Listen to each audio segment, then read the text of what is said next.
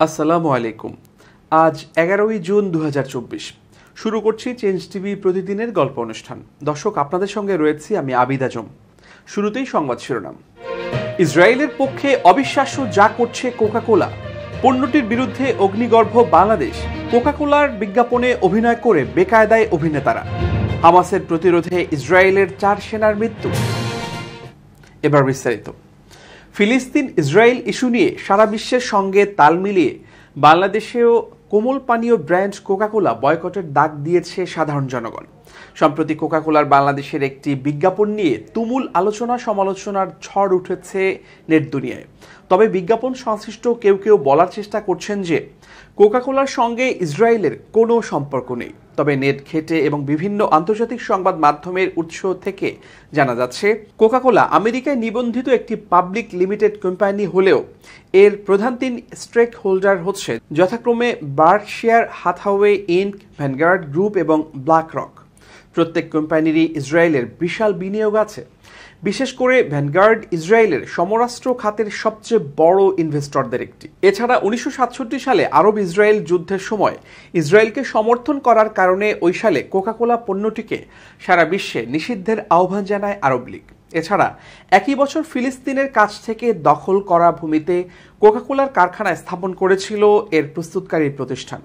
1991 সাল পর্যন্ত আরব লীগ এ বয়কট অব্যাহত রাখে। তারপর 1997 সালে প্রতিষ্ঠিত হয় ইউকে বেসড সংগঠন ফ্রেন্ডস অব আল আকসা। তারা প্রতিষ্ঠাকাল থেকে এ পর্যন্ত কোকা-কোলাকে বয়কট করে আসছে। 2002 সালে ইসরায়েলের ব্রেইনি ব্রাক থেকে কোকা-কোলা তাদের প্ল্যান্ট ফিলিস্তিনের কিরাত গাট এলাকায় স্থানান্তর করে।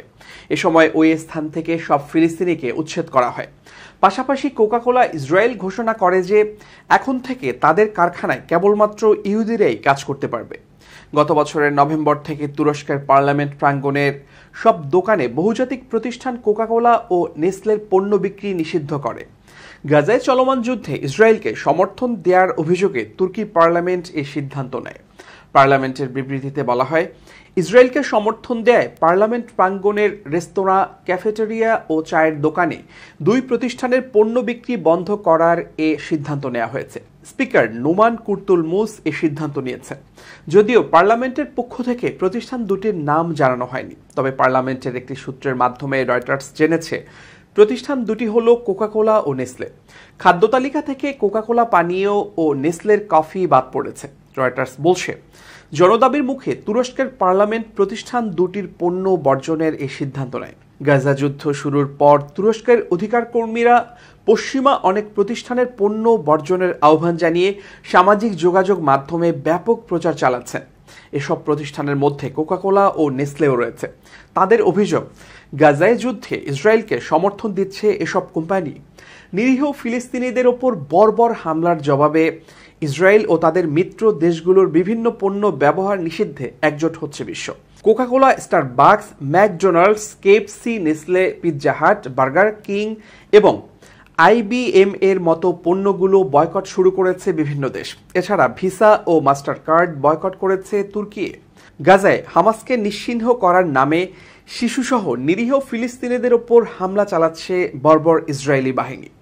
জাতিসংঘের হিসেব অনুযায়ী যুদ্ধের 1 মাসে ফিলিস্তিনের আর্থিক ক্ষতি প্রায় $100 কোটি দাঁড়িয়েছে। দেখা দিয়েছে অর্থনৈতিক মারাত্মক বিপর্যয়।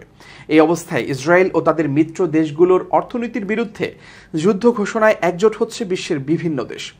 গাজায় সংঘাত বন্ধে ইসরায়েল ও তাদের মিত্র দেশগুলোকে চাপে ফেলতেই এসব পদক্ষেপ নেওয়া হচ্ছে। ইসরায়েল সহ মিত্র দেশের পণ্য কালো তালিকাভুক্ত করতে যাচ্ছে ইন্দোনেশিয়া ও মালয়েশিয়া। এছাড়া তুর্কির বাজারে এসব পণ্যের বেচাকেনা কমায় কোম্পানিগুলোর আয় টান পড়েছে। ইহুদি মালিকানাধীন ফাস্টফুড চেইন ছাড়াও অন্যান্য পণ্যের ব্যবহার বন্ধে জোরালো পদক্ষেপ নিতে যাচ্ছে আরও বহু দেশ। এই অবস্থায় প্রতিদ্বন্দ্বী পণ্যগুলোর ব্যবসা চাঙা হওয়ার সম্ভাবনা বাড়ছে। বিতর্কিত কোকা-কোলার বিজ্ঞাপন নিয়ে জোর চর্চা চলছে নেট দুনিয়ায়। এতে অভিনয় করেছেন শরাফ আহমেদ জীবন, শিমুল শর্মা, আব্দুল্লাহ আল সেন্টু প্রমুখ। বিজ্ঞাপনটি প্রচারের পর থেকেই তাদেরকে নিয়ে সমালোচনার ঝড় বয়ে যাচ্ছে। এদিকে সারা দেশে কোকা-কোলা বয়কটের পাশাপাশি বিজ্ঞাপনের অভিনয় শিল্পীদেরও বয়কটের হুমকি দিয়েছেন সাধারণ জনগণ। ফলে সামাজিক যোগাযোগ মাধ্যমে এক পোস্টে দেশবাসীর কাছে এবার ক্ষমা চেয়েছেন অভিনেতা শিমুল শর্মা। মঙ্গলবার সকালে নিজের ভেরিফাইড ফেসবুক পেজে স্ট্যাটাস দিয়েছেন তিনি। পাঠকদের জন্য অভিনেতার পোস্টটি হুবহু তুলে ধরা হলো। আমি শিমুল শর্মা, যদিও পরিচয় দেওয়ার মতো একজন অভিনেতা এখনো হয়ে উঠতে পারিনি, কারণ একজন অভিনেতা হওয়ার জন্য যে অধ্যবসায় এবং দূরদর্শিতা দরকার সেটা এখনো আমার হয়ে ওঠেনি। আমি চেষ্টা করছি মাত্র। তাই হয়তো না বুঝে করা আমার কাজ আমার দর্শক তথা আমার পরিবার ও দেশের মানুষকে কষ্ট দিয়েছে। আমি আর ভবিষ্যতে কোনো কাজে অভিনয় করতে গেলে অবশ্যই আমাদের দেশের মূল্যবোধ, মানবাধিকার, মানুষের মনোভাবকে যথেষ্ট সম্মান দিয়ে বিবেচনা করে তারপর কাজ করব। আমি মাত্র আমার জীবনের পথচলা শুরু করেছি। আমার এই পথচলায় ভুল ত্রুটি ক্ষমাসুলভ দৃষ্টিতে দেখবেন এবং আমাকে ভবিষ্যতে একজন বিবেকবান শিল্পী হয়ে ওঠার জন্য শুভকামনা জানিয়ে রাখবেন। ধন্যবাদ সবাইকে। এর আগে শিমুল জানান, বাংলাদেশে কোকাকোলা নিয়ে প্রোপাগান্ডামূলক একটি তথ্য ছড়িয়ে আছে। কোনো প্রোডাক্টকে যদি ধর্মীয় মোড়কে মুড়িয়ে ফেলা হয় তাহলে কিছু করার নেই। সবাই নিজেদের জায়গা থেকে স্টেটমেন্ট দিতে পারে। মূলত সেই জায়গা থেকে বিজ্ঞাপনটি নির্মাণ করা হয়েছে। তবে কোকাকোলার বিতর্কিত বিজ্ঞাপনটি বয়কটের ডাক দেওয়ার পরে তার ফেসবুক পেজ ডিঅ্যাক্টিভেট করে রেখেছিলেন শিমুল। এরপর আজ সকালে পেজ পাবলিশ করে বিজ্ঞাপনের বিষয়ে পোস্ট দিয়ে ক্ষমা চাইলেন এই অভিনেতা। কাজল আরেফিন অমির নির্মিত জনপ্রিয় নাটক ব্যাচেলর পয়েন্ট, এতে নোয়াখালীর শিমুল নামের একটি চরিত্রে অভিনয় করে দর্শক মহলে তুমুল জনপ্রিয়তা পান শিমুল শর্মা। অবশেষে বয়কটের তোপের মুখে পড়ে বিজ্ঞাপনে কাজ করার বিষয়ে মুখ খুলেছেন অভিনেতা শরাফ আহমেদ জীবন। সোমবার রাতে নিজের ফেসবুক আইডিতে একটি পোস্ট দিয়ে দাবি করেন, ইসরায়েলের পক্ষ নিয়ে কোনো কাজ করেননি তিনি। পাঠকদের জন্য অভিনেতা জীবনের পোস্টটি তুলে ধরা হলো। তিনি বলেছেন, আমি একজন নির্মাতা এবং অভিনেতা হিসেবে সবার কাছে পরিচিত। বিগত 2 দশক ধরে আমি নির্মাণ ও অভিনয়ের সাথে জড়িত। ব্যক্তিগত জীবনে আমি সবসময় মানবাধিকার বিরোধী যে কোনো আগ্রাসনের বিপক্ষে দাঁড়িয়েছি এবং আপনাদের অনুভূতি ও মতামতের প্রতি শ্রদ্ধাশীল থেকেছি। ব্যক্তিগত জীবনে সবসময় মানবাধিকার বিরোধী যে কোনো আগ্রাসনের বিপক্ষে দাঁড়িয়েছি এবং সবার অনুভূতি ও মতামতের প্রতি শ্রদ্ধাশীল থেকেছি। বিজ্ঞাপনে এই অভিনেতা কোথাও ইসরায়েলের পক্ষ নেননি এবং তিনি কখনোই ইসরায়েলের পক্ষে না বলে দাবি করেছেন। পাশাপাশি তার হৃদয়ে সবসময় ন্যায়ের পক্ষে এবং মানবতার পাশে আছে, থাকবে বলে আশা প্রকাশ করেছেন। সম্প্রতি কোকাকোলা বাংলাদেশ আমার সাথে তাদের একটি বিজ্ঞাপন নির্মাণ এবং অভিনয় করার জন্য নিয়োগ করেছিল। আমি শুধুমাত্র তাদের দেয়া তথ্য উপাত্ত এই কাজটিতে তুলে ধরেছি। বিজ্ঞাপনটি প্রচার হবার পর থেকে আমি আপনাদের অনেক মিশ্র প্রতিক্রিয়া লক্ষ্য করছি এবং আপনাদের প্রতি সম্মান জানিয়ে আমি আবারও বলতে চাই, কাজটি শুধুই আমার পেশাগত জীবনের একটি অংশমাত্র। এখানে আমি কোথাও ইসরায়েলের পক্ষ নেইনি এবং আমি কখনোই ইসরায়েলের পক্ষে নই। আমার হৃদয় সবসময় ন্যায়ের পক্ষে এবং মানবতার পাশে আছে, থাকবে।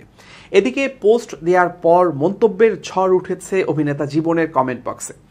সেখানে ভক্ত অনুরাগী থেকে শুরু করে সাধারণ মানুষের মাঝে মিশ্র প্রতিক্রিয়া দেখা গেছে। একজন লিখেছেন, ইসরায়েলের নাম 2 বার লিখলেন কিন্তু ফিলিস্তিনের নাম একবারও বললেন না, ব্যাপার কি? ভাসুর, তাই নাম নিতে সমস্যা? যদি কাজটাকে ভুল মনে করেন তাহলে সোজাসুজি বলে ক্ষমা প্রার্থনা করুন, সম্মান বাড়বে, বই কমবে না। আরেক নেটিজেন লেখেন, পেশাগত কাজের দোহাই দিয়ে পার পাবে না। তুমি মানুষের অনুভূতিতে আঘাত করে পেশাগত দায়িত্ব পালন করার দৃঢ়তা দেখাতে পারলে মানুষ তোমাকে বয়কটও করতে পারে।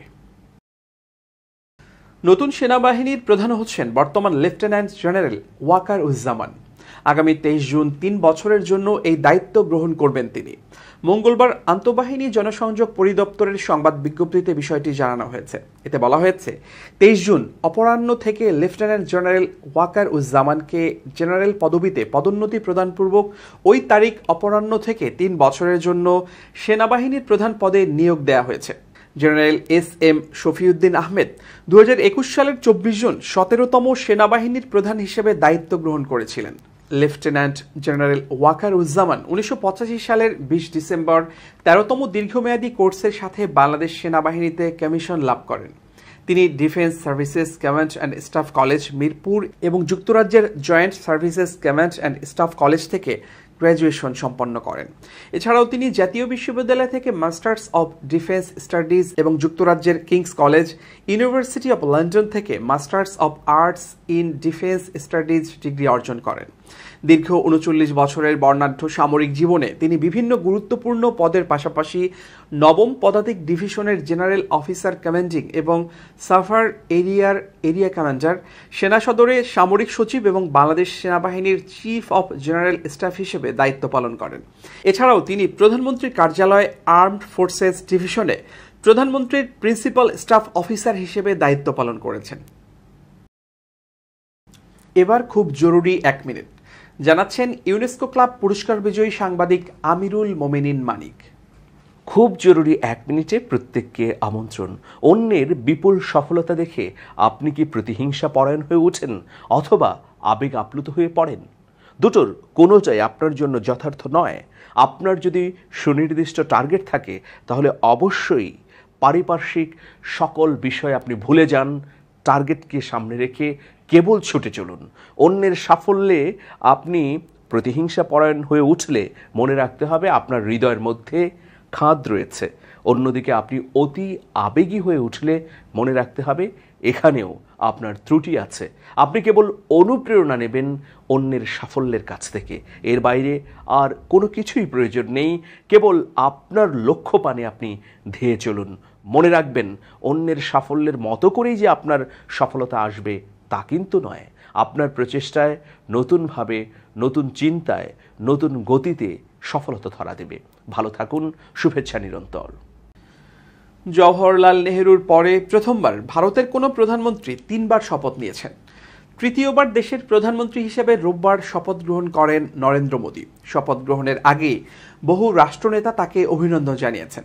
পড়শি দেশগুলোর মধ্যে বাংলাদেশ, শ্রীলঙ্কা, নেপাল, ভুটান, মালদ্বীপের রাষ্ট্রপ্রধানেরা রোববার মোদীর শপথে আমন্ত্রিত ছিলেন, কিন্তু প্রতিবেশী দেশ পাকিস্তান থেকে কোনো শুভেচ্ছা বার্তা ভারতে আসেনি।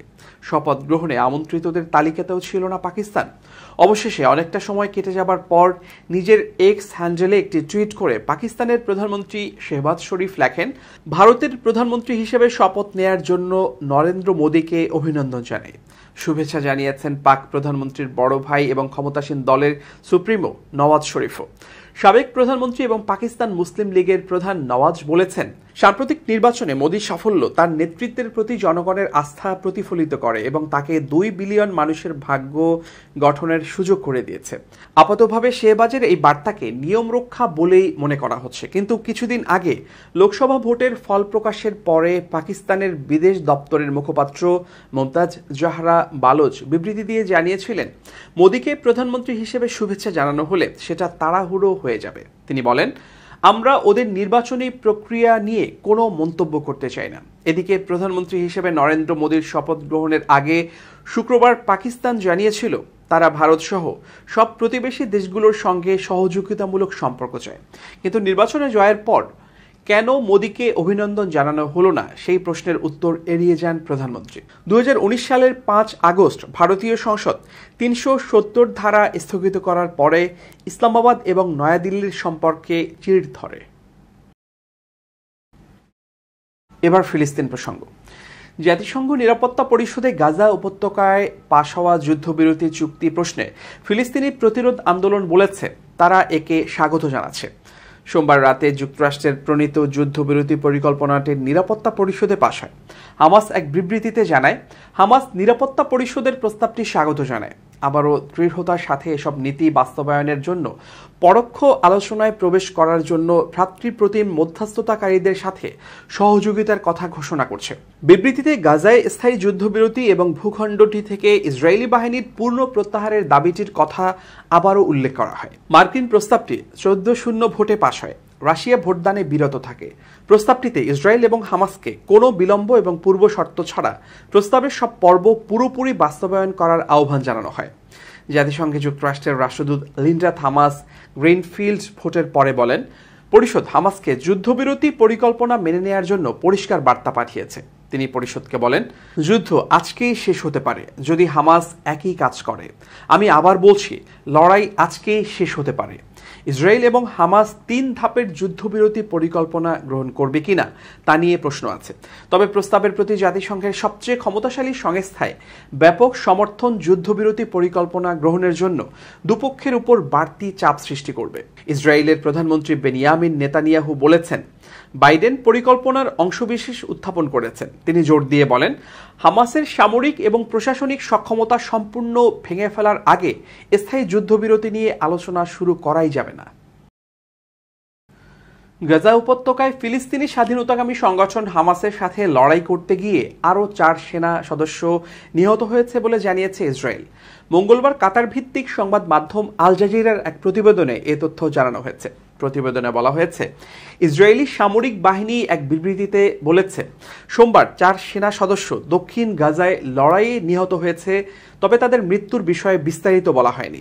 ইসরায়েলি আর্মি রেডিও জানিয়েছে, এ নিয়ে 27 অক্টোবর গাজায় স্থল অভিযান শুরুর পর থেকে ইসরায়েলি সামরিক বাহিনীর সর্বশেষ নিহতের সংখ্যা 298 জনে দাঁড়িয়েছে। ফিলিস্তিনি সংগঠন হামাস গত বছরের 7 অক্টোবর ইসরায়েলে আকস্মিক বড় ধরনের হামলা চালায়। এ সময় তারা প্রায় 1170 ইসরায়েলিকে হত্যা এবং 250 জনকে বন্দী করে। এখনও হামাসের কাছে 121 জন বন্দী হিসেবে আটক রয়েছে। এদিকে 7 অক্টোবর ইসরায়েল গাজায় প্রতিশোধমূলক পাল্টা হামলা শুরু করে, যা এখনও চলছে।